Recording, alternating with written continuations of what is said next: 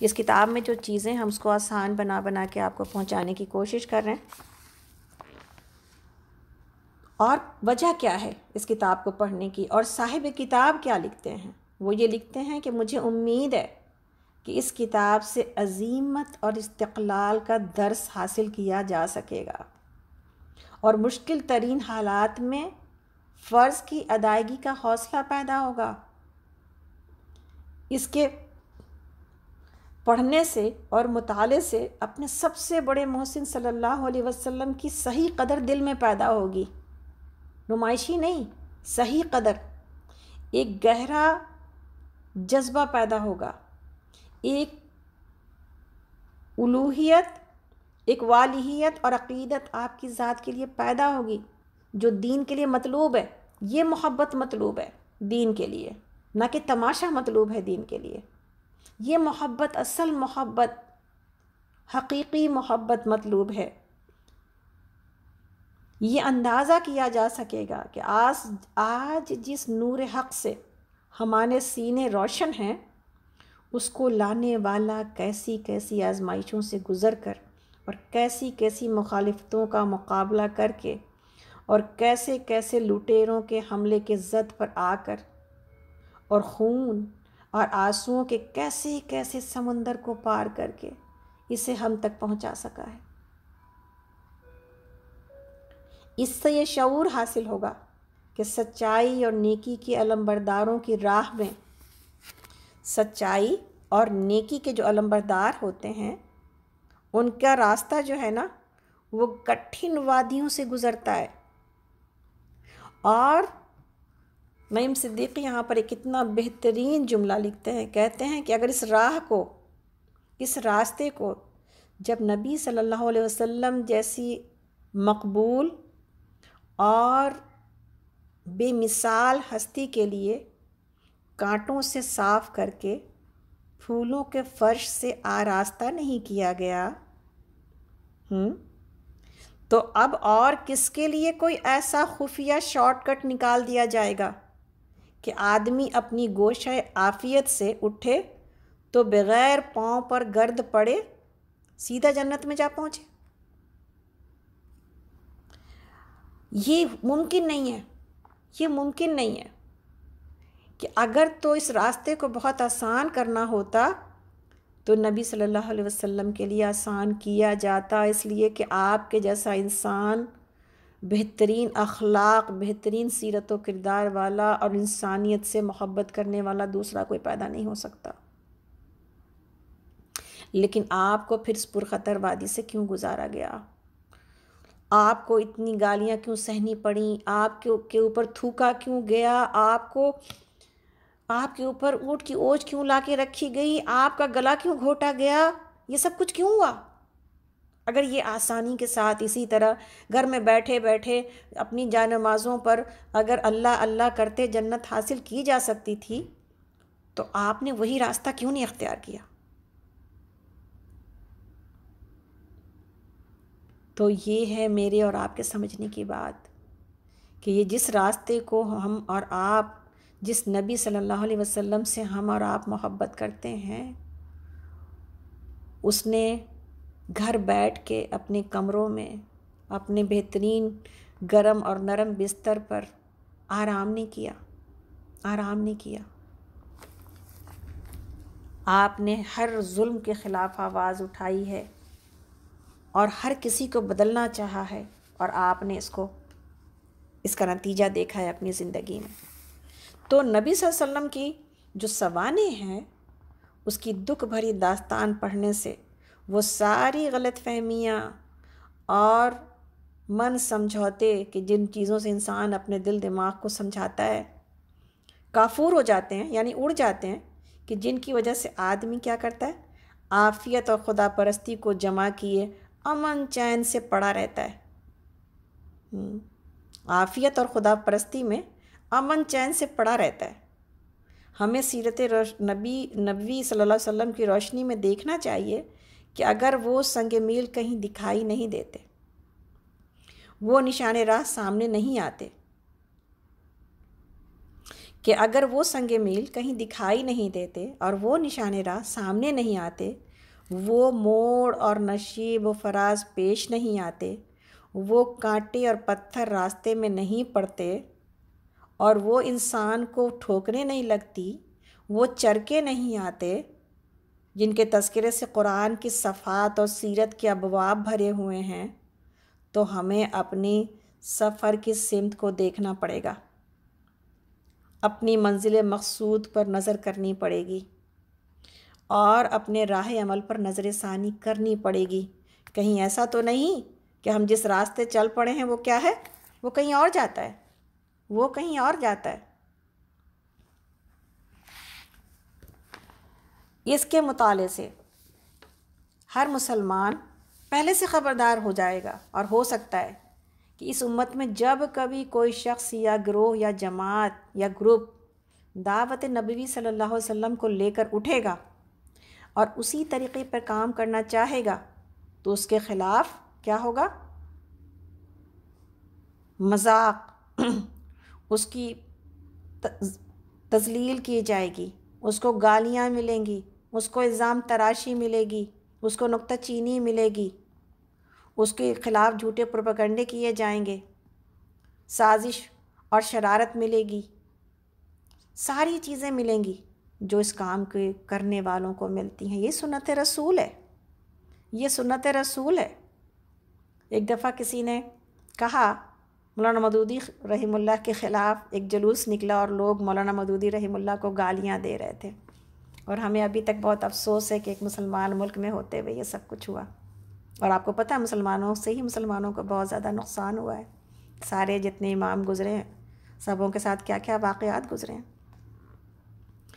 تو ان کی بیٹی اپنے اسکول سے واپس آ رہی تھی، جس کسی نے اگر شجرہائے سایہ دار پڑھا ہے تو اس میں یہ واقعہ اس نے پڑھا ہوگا، جو ان کی بیٹی نے اپنے والدین کے لیے لکھا ہے۔ بہت اچھا مضمون ہے یہ، اگر کسی کو مل جائے، شجرہائے سایہ دار۔ تو انہوں نے کہا کہ آ کے بیٹی نے بتایا کہ میں نے جلوس دیکھا ہے ابو، اور لوگ آپ کو گالیاں دے رہے تھے۔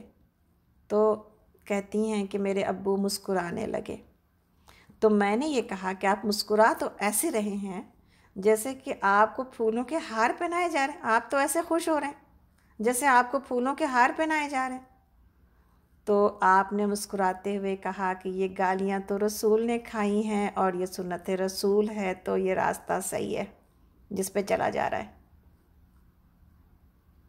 تو یہ تو ملیں گی ہی ملیں گی، تو یہ سنت پوری ہو گئی۔ سبحان اللہ، ہم اور آپ پانی پینے کی سنتیں اور پتہ نہیں کن کن سنتوں کے پیچھے لگے ہیں۔ منع نہیں ہے، مگر سنت محض اتنی نہیں ہے جس کو محدود کر دیا گیا، 3 انگلی سے کھانا کھانے، فرش پر کھانا کھانے، پانی 3 سانس میں پینے، اور دوسری روزمرہ کی عادات میں۔ اصل اس انقلاب سے، اس ذمہ داری سے جو ہمارے کندھوں پر اس ماحول کی اور آنے والے اندھیروں کی ہمارے کندھوں پر آتی ہے، یہ امت اس سے کہیں بے خبر ہے اور کہیں نیند میں سوئی ہوئی ہے، اور ہم اور آپ کہیں نیند میں سوئے ہوئے ہیں۔ ہم تو اپنے مسائل سے اوپر اٹھتے ہی نہیں ہیں۔ ہمارا سب سے بڑا مسئلہ ہمارے اپنے گھر کا پرابلم ہے، ہم بس اسی کے گرداب میں گھوم رہے ہیں۔ ایسی بات سے ایسی بات کیوں ہوئی، وہاں سے وہاں کیا ہوا، وہاں سے وہاں کیا ہوا، لوگوں نے ایسا کیوں کہا، لوگوں نے ایسا کیوں کیا، میرے رشتہ دار نے میرے ساتھ ایسا کیوں کیا، یا میرے گھر میں ایسے حالات کیوں ہیں۔ ہم اپنی، اس کا یہ مطلب نہیں ہے، نعوذ باللہ کو یہ نہ سمجھے کہ نکھت اپنی ذاتی تکلیفوں کے بارے میں دل کے اندر کوئی ہمدردی نہیں رکھتی۔ نہیں، میرا مقصد آپ سب کو، اپنے آپ کو جس بات کی طرف لے کے آنا ہے کہ یہ ساری چیزیں، زندگی کے یہ مسائل چلتے رہیں گے، لیکن اس بڑے مقصد کے لیے ہم کب کھڑے ہوں گے کہ جس کے لیے کام کر جانا، اور جس کے لیے آواز اٹھانا، اور جس کے لیے لوگوں کو ایک ایک کو کمر سے پکڑ پکڑ کے اللہ کی طرف کر دینا، اللہ کے رسول کی اصل محبت سکھانا، اللہ کے رسول کی زندگی کی جھلک دکھانا، یہ کام ہم کب کریں گے تاکہ ایک نئی امت برپا ہو سکے اس بے جان امت میں سے۔ اور اسی کے لیے علامہ اقبال رحمہ اللہ نے کہا تھا کہ خدا تجھے کسی طوفان سے آشنا کر دے، خدا تجھے کسی طوفان سے آشنا کر دے کہ تیرے بحر کے موجوں میں اضطراب نہیں۔ ہم سکون کی زندگی، اپنے مسائل کی زندگی جی رہے ہیں، اس دین کا کیا ہوگا؟ اللہ کے اس جو ہے وہ دعوت کا کیا ہوگا جس کے پیچھے نبی صلی اللہ علیہ وسلم نے اپنی زندگی لگا دی؟ تو کہتے ہیں کہ ان طوفانوں میں گھرے ہوئے کسی بھی دور میں اٹھنے والے داعیہ حق کو پہچاننا اور اس کی بات کو سمجھنا اور اس کی پکار پر لبیک کہنا صرف ایسے ہی لوگوں کے لیے آسان ہو سکتا ہے جو قرآن اور سیرت نبوی صلی اللہ علیہ وسلم کے مطالعے سے خیر و شر کے ڈرامے اور کام کے اور اسٹرگل کے اندر پیش آنے والے ہر ایک منظر کا صحیح تصور پہلے سے رکھتے ہوں۔ ہر مسلمان کو یہ جاننا چاہیے کہ باطل کی وہ طاقتیں جنہوں نے نبی اکرم صلی اللہ علیہ وسلم جیسی بے داغ شخصیت کو نہ بخشا اور جنہوں نے بعد میں نبی صلی اللہ علیہ وسلم کے پیروکار ہستیوں کو، امام حسین رضی اللہ عنہ، امام مالک رحمۃ اللہ علیہ، امام احمد بن حنبل، امام ابو حنیفہ، حضرت مجدد الافسانی، شاہ ولی اللہ کو بچ کے نہ جانے دیا، وہ کسی اور کو کہاں اپنی کرم فرمائیوں سے الگ رکھنے پر تیار ہو سکتی ہے۔ سیرت نبی ہمیں ہر دور میں حق کے دائی اور حق کے دشمن کے کردار اور رول کے اور کیریکٹر کے اندر تمیز سکھاتی ہے۔ تو کہتے ہیں کہ مجھے امید ہے کہ اس کتاب کا مطالعہ اس خوفناک تضاد یعنی جو ڈفرینس ہے اس کا احساس دلائے گا کہ جو ہمارے ایمان بالرسالت اور ہماری عملی زندگی میں پیدا ہو گیا ہے، کتنا تضاد پایا جاتا ہے، کتنے ڈفرینٹ ہیں ہم زبان اور عمل میں۔ آج کوئی ایک سرزمین بھی ایسی نہیں ہے، دکھ ہے نا رائٹر کا اور دکھ ہے ہم سب کا کہ آج کوئی ایک سرزمین بھی ایسی نہیں ہے جہاں محسن انسانیت کا نظام حیات برپا ہو کر کام کر رہا ہو۔ کون سی اسلامک کنٹری ہے، کون سی مسلم کنٹری ہے جس کے اندر اسلامک قانون نافذ ہیں؟ ہم نام ہی نہیں لے سکتے۔ کلمہ لا الہ الا اللہ جھنڈوں کے اوپر لکھا ہوتا ہے، کلمہ لا الہ الا اللہ زبانوں پر ہوتا ہے، کلمہ لا الہ الا اللہ کی بنیاد پر جو ہے وہ ملک بانٹے جاتے ہیں، لیکن کہیں پر کلمہ لا الہ الا اللہ موجود نہیں ہوتا۔ اس طرح نہیں کہ نہیں موجود ہے، قانونی اعتبار سے کہاں موجود ہے، زبانی اعتبار سے موجود ہے، لیکن قانونی اعتبار سے کہاں موجود ہے؟ آپ صلی اللہ علیہ وسلم نے ہمیں یہی سکھایا تھا، آپ نے اسی لیے اسٹرگل کی تھی، آپ نے اسی لیے اتنے دکھ اٹھائے تھے کہ جو لوگ کلمہ لا الہ الا اللہ پڑھنے والے لوگ ہیں، وعلیکم السلام ورحمۃ اللہ وبرکاتہ، وہی لوگ اللہ کے قانون اور نبی صلی اللہ علیہ وسلم کے رائج کیے قانون کو اپنے پیروں تلے روندے؟ کیا اس دن کے لیے لیے جاتے؟ کیا اس دن کے لیے کلمہ لا الہ الا اللہ پڑھا جاتا ہے؟ تو لکھتے ہیں یہ کہ آج کوئی ایک سرزمین بھی ایسی نہیں جہاں محسن انسانیت کا نظام حیات برپا ہو کر کام کر رہا ہو۔ عالم اسلام بڑا بہت بڑا ہے جناب، لیکن بادشاہتوں اور ڈکٹیٹرز کی نظر بنا ہوا ہے اور ان کے نام ہے۔ تو جہاں ایک طرف پرانے اندھیرے ہمارے آگے پھیلے ہوئے ہیں، وہیں پر دور جدید اور ماڈرن سوسائٹی کی تاریکیاں ہم پر مسلط ہیں۔ یعنی ہم یہ سمجھتے ہیں، جس کو روشنی سمجھتے ہیں وہ روشنی کہاں ہے؟ اور ذہنی اعتبار سے، فکری اعتبار سے ہم ہر لحاظ سے جہالت میں ڈوبے ہوئے ہیں۔ معاشی لحاظ سے ہم چاہے کہیں پر اچھے ہوں بھی، لیکن اس سے کچھ خاص فائدہ ہمیں حاصل نہیں ہو رہا۔ ہم حیران ہیں، ہم اور آپ کتنے حیران ہوتے ہیں، یا اللہ اتنے بڑے بڑے ملک ہیں، اتنے پیسے والے ملک ہیں، اور مسلمانوں کی یہ حالت ہے دنیا میں۔ وجہ کیا ہے؟ کلچر کے اعتبار سے ہم دوسرے لوگوں کے بھکاری ہم ان کو دیکھ رہے ہیں. ہم وہاں سے کبھی ہیلووین لے کے چلے آتے ہیں، ہم وہاں سے کبھی کچھ اور جو ہے. یہ سارے جو ان کی چیزیں ہیں، اب تو جو عید میلاد النبی کے جو تماشے مچ رہے ہیں وہ بھی تو کرسمس کے تماشوں سے لیے گئے. تو کہیں پر جو ہے وہ کچھ ہے، کہیں پر کچھ ہے. ہم کلچر کے اعتبار سے دوسری قوموں کی طرف دیکھ رہے ہیں. ہم بھکاری بن چکے ہیں کہ میری گود میں ڈال دو کوئی چیز اور ہم اس کے اوپر چلیں اور خوشی محسوس کریں. ہم اس کو اپنا لیں اور ماڈرن کہلائیں. ہم اس کو اپنا لیں اور پھر ہم بہت زیادہ اس دنیا میں نام پیدا کر جائیں. یہ ہو گیا ہمارے پاس. تو اس کتاب کا اصل مقصد اور سیرت کو جو ہم نے لیا ہے اس کو پڑھنے اور پڑھانے کا اصل مقصد کیا ہے کہ محسن انسانیت کی دعوت کو زندہ کیا جائے. اور ہم اور آپ ایک گھر میں بیٹھی ہوئی عورتیں اور ہم اور آپ سوچیں گے کہ بھلا ہم کیا کر سکتے ہیں، ہم تو کمزور لوگ ہیں. لیکن ایسا نہیں ہے، ایسا نہیں ہے.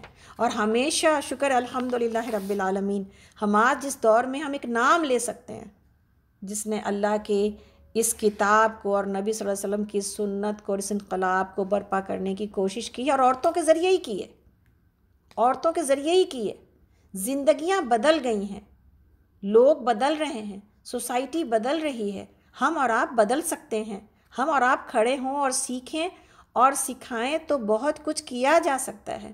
ہم اور آپ، ہماری گودوں میں، ہمارے گھروں میں اس امت کے نوجوان ہیں. اگر ان کو ہم جو ہے وہ اسلام کی کے اندر جو زندگی ہے، جو کمال ہے، ہمارے پاس جو رول ماڈل ہے، اگر اس کا تعارف کرائیں تو بہت کچھ ہو سکتا ہے اور بہت کچھ کیا جا سکتا ہے. تو ایک ضرورت اس بات کی ہے کہ ایک نئی دنیا اور ایک نیا ایرا اسٹارٹ کیا جائے اور اس کے لیے اسٹرگل کیا جائے. تو نعیم صدیقی کہتے ہیں کہ میں نے اس لیے یہ کتاب لکھی ہے تاکہ اس اعتبار سے سیرت کا مطالعہ کیا جائے اور نبی صلی اللہ علیہ وسلم کو ایز اے داعی سمجھا جائے. اور یہ کتاب لکھی گئی ہے 1959 میں، اور اس کتاب کو کتنے سال ہو گئے؟ 4 سال ادھر اور 20 سال ادھر، 40 سال ادھر اور 20 سال ادھر، 60 ایئرس. کتنوں کو پتہ ہے اس کتاب کا اور کتنے لوگ جانتے ہیں اس کتاب کو. تو اس کی شروعات کی ہے انہوں نے، اور شروعات کی ہے آپ کے تعارف سے. آئیے ہم بھی شروع کرتے ہیں. آپ کی شخصیت، آپ کی پرسنالٹی کے اوپر ایک جھلک، آپ کی ایک جھلک دیکھی جائے. یہ جو ہے نا بڑا مشکل معاملہ یہ ہے کہ ہمیں کوئی تصویر نہیں دی گئی لیکن موجود ہے. تو اس کو شروع کیا ہے ایک شعر سے. ابو کبیر حضلی کا شعر ہے اور اس کے بارے میں لکھتے ہیں کہ یہ ایک جاہلیت کے دور کا ایک مشہور شاعر حضلی کا کہا ہوا شعر ہے، اور حضرت عائشہ رضی اللہ عنہا نے بے تکلفی کے ایک موقع پر نبی صلی اللہ علیہ وسلم کو اس کا مصداق ٹھہرایا. جی، اس کتاب کا نام ہے محسن انسانیت. کتاب کا نام ہے محسن انسانیت. تو کیا ہے یہ شعر؟ وَإِذَا نَظَرْتُ إِلَىٰ أَسُرَّةِ وَجْهِهِ وَإِذَا نَظَرْتُ إِلَىٰ أَسُرَّةِ وَجْهِهِ، جب میں نے اس کے روئے تاباں پر نگاہ ڈالی، جب میں نے اس کے روئے تاباں پر نگاہ ڈالی، برقت کبرق العارض، برقت کبرق العارض المتحللی، تو اس کی شان ایسی تھی جیسے کہ کسی لکہ ابر میں بجلی کوند رہی ہو. اس کی شان ایسی تھی جیسے کہ بادلوں کے اندر کوئی بجلی کوند رہی ہے. سبحان اللہ. اور آپ کے چہرے کے بارے میں عبداللہ بن سلام کی یہ بات پیش کی جاتی ہے ہمیشہ. حدیثوں میں یہ بات لکھی ہوئی موجود ہے کہ جب میں نے اس چہرے کو دیکھا تو میں نے یہ کہا کہ یہ چہرہ ایک جھوٹے آدمی کا چہرہ نہیں ہو سکتا۔ چہرہ گواہی دیتا تھا ہمارے رسول کا، چہرہ گواہی دیتا تھا ہمارے رسول کا۔ تو کہتے ہیں کہ دنیا میں عظیم کارنامے انجام دینے والی ہستیاں اور خاص طور پر انبیاء ہمیشہ غیر معمولی شخصیتوں سے آراستہ ہوتی ہیں، یعنی ایسے ہی ہے نا کہ آپ یہ ہستیاں ایسے ہی ہوتی ہیں، غیر معمولی، اصلاح کے کام، تحریک کی رہنمائی، تہذیب کی تعمیر کرنے والوں کی اصل قوت ان کی شخصیت ہی ہوتی ہے۔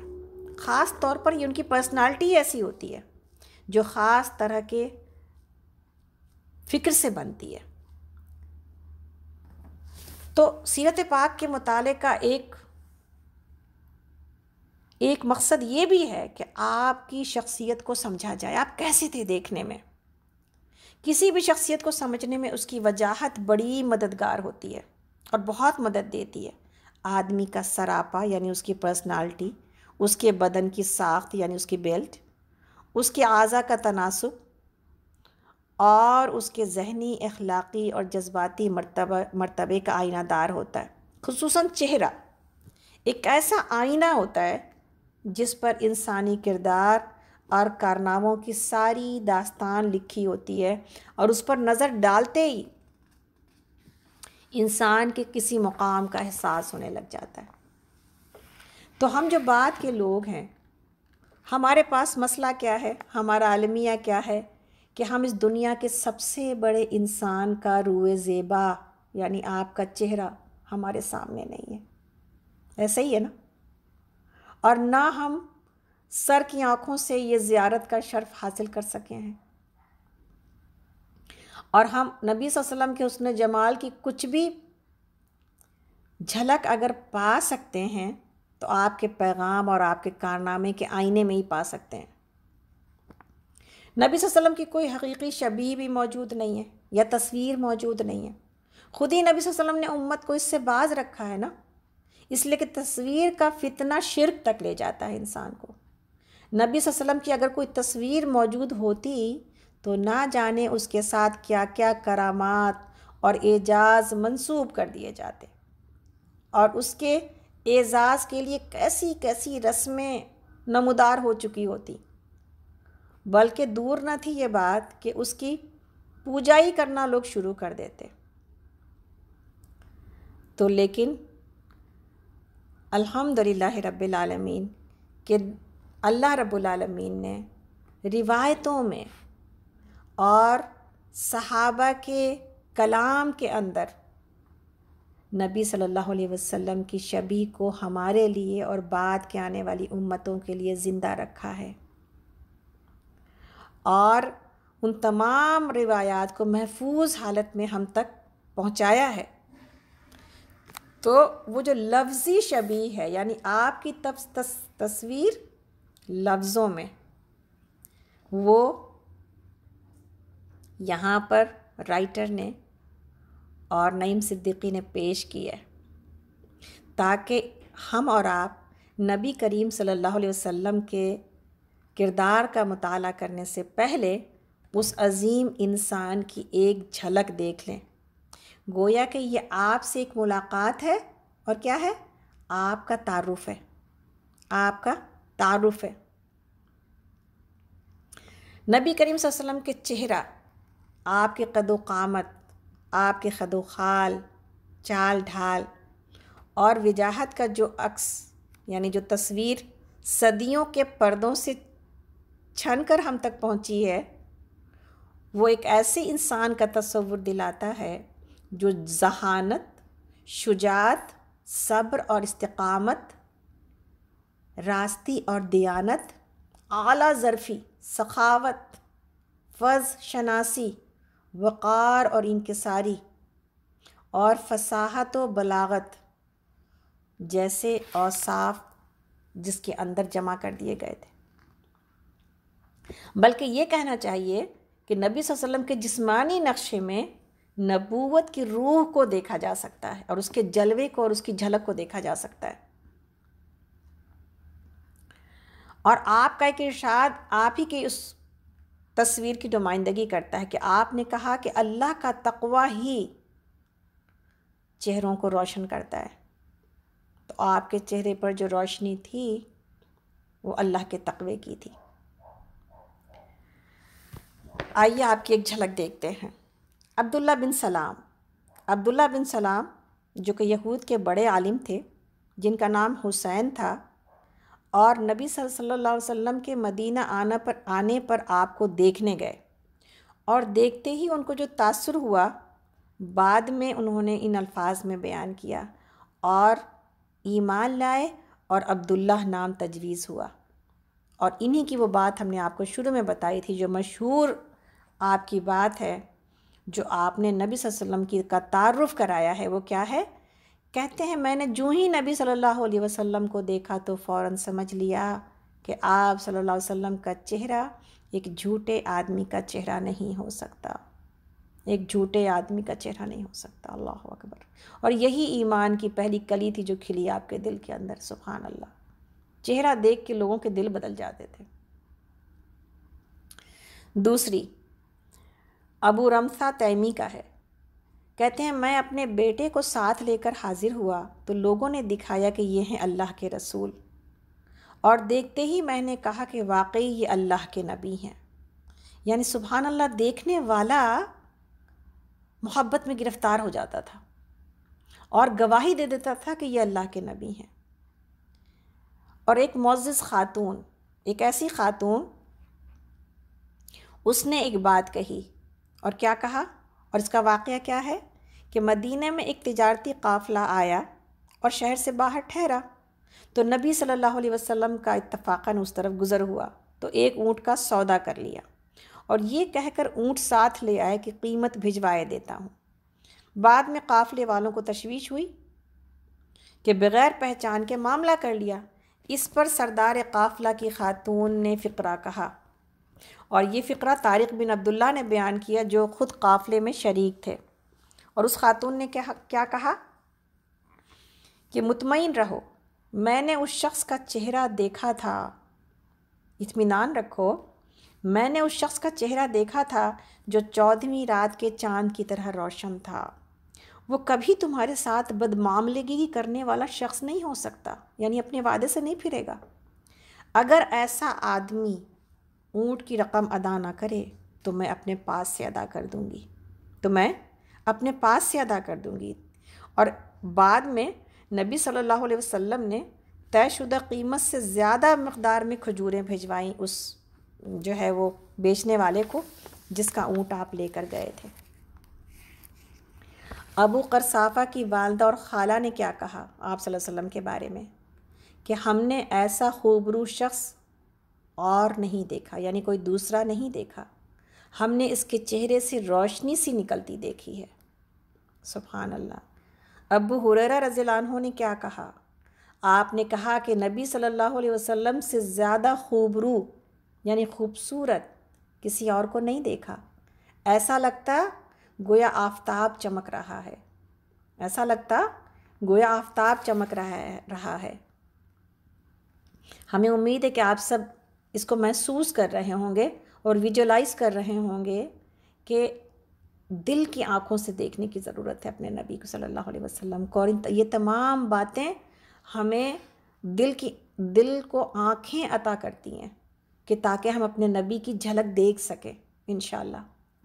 ربیع بنت معوذ نے کیا کہا؟ وہ کہتے ہیں کہ اگر تم نبی صلی اللہ علیہ وسلم کو دیکھتے تو کیا سمجھتے کہ سورج طلوع ہو رہا ہے، سورج طلوع ہو گیا ہے، یہ سمجھتے۔ اور حضرت علی نے کیا کہا؟ حضرت علی رضی اللہ عنہ نے کہا کہ دیکھنے والا پہلی نظر میں مرعوب ہو جاتا، دیکھنے والا پہلی نظر میں مرعوب ہو جاتا۔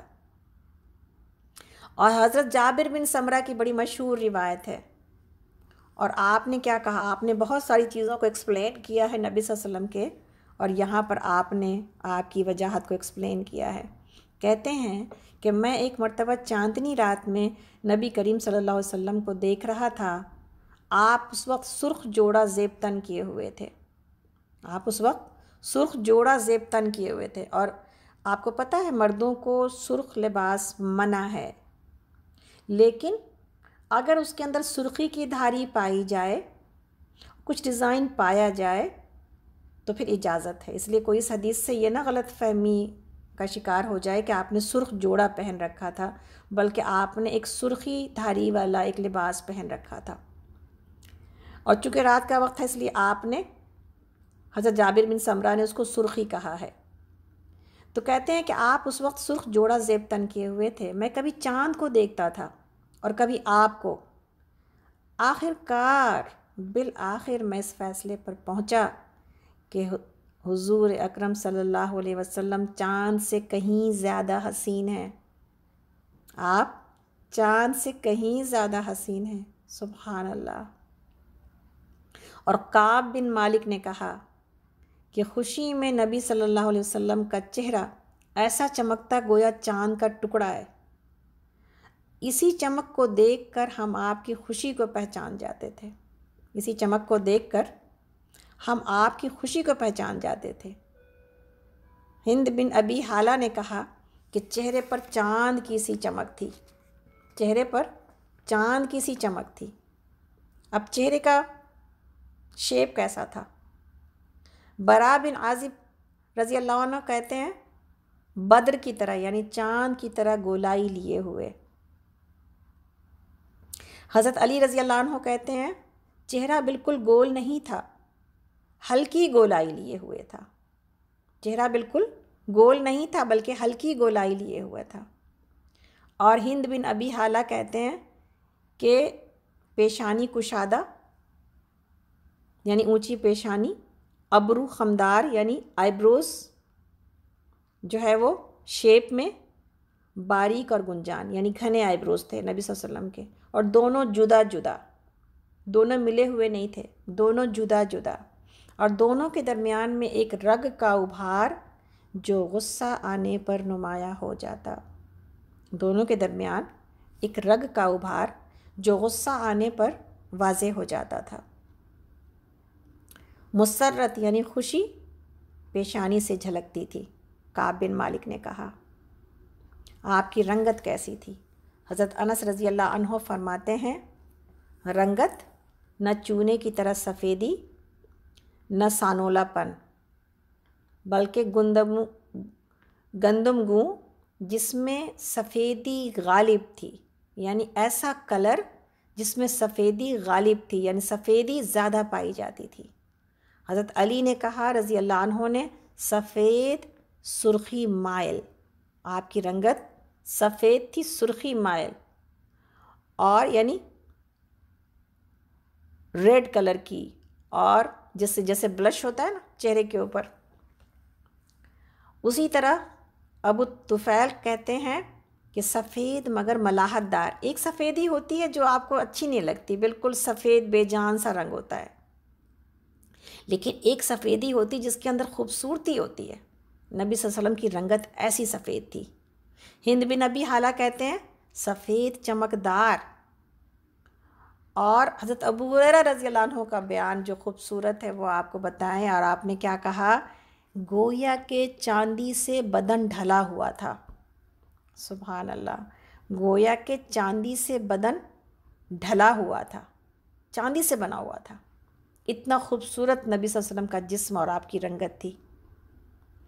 آنکھیں، حضرت علی نے کہا آنکھوں کے بارے میں کہ آنکھیں سیاہ تھیں اور پلکیں دراز تھیں، یعنی آئی لیشز گھنی بھی تھیں اور لمبی بھی تھیں۔ اسی طرح ہند بن ابی حالہ نے کہا کہ پتلیاں سیاہ، نظریں نیچی، اور آئی کارنر سے گوشہ چشم سے دیکھنے کا حیادارانہ انداز، یعنی آپ ایک شائی پرسن تھے۔ سبحان اللہ، آپ کے بارے میں یہ کہا جاتا تھا کہ آپ کنواری لڑکیوں سے بھی زیادہ شرمیلے تھے۔ آج بے شرمی کو ماڈسٹی کہا جاتا ہے، آج بے شرمی کو اسمارٹنیس کہا جاتا ہے۔ تو آج عورتیں کیسی ہیں اور ہمارا نبی صلی اللہ علیہ وسلم، ہمارے نبی کیسے تھے؟ مرد ہو کر اتنا بڑا کارنامہ کرنے کے باوجود آپ نے حیا کو نہیں چھوڑا۔ اور جابر بن سمرہ کہتے ہیں کہ آنکھوں کا خانہ لمبا تھا اور قدرتی طور پر سرمگی تھیں آنکھیں، یعنی ایسا لگتا تھا سرما لگائے ہوئے، کالی تھیں آنکھیں آپ کی ناک کیسی تھی؟ ہند بن ابی حالہ کہتے ہیں بلندی مائل یعنی اونچی اٹھی ہوئی، اس پر نورانی چمک، جس کی وجہ سے پہلی نظر میں بڑی معلوم ہوتی تھی۔ آپ کے چیکس، آپ کے رخسار اور گال کیسے تھے؟ ہموار اور ہلکے۔ ہند بن ابی حالہ کہتے ہیں ہموار اور ہلکے، اور نیچے کو ذرا سا گوشت ڈھلکا ہوا۔ آپ کا منہ کیسا تھا؟ پلیز آپ لوگ میوٹ کر لیں، جو لوگ فون پر آن لائن ہیں میوٹ کریں۔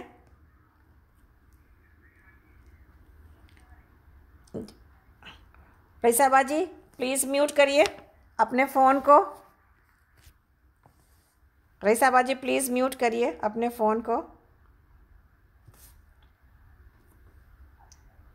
پتہ نہیں آواز نہیں جا رہی ہے لگتا ہے۔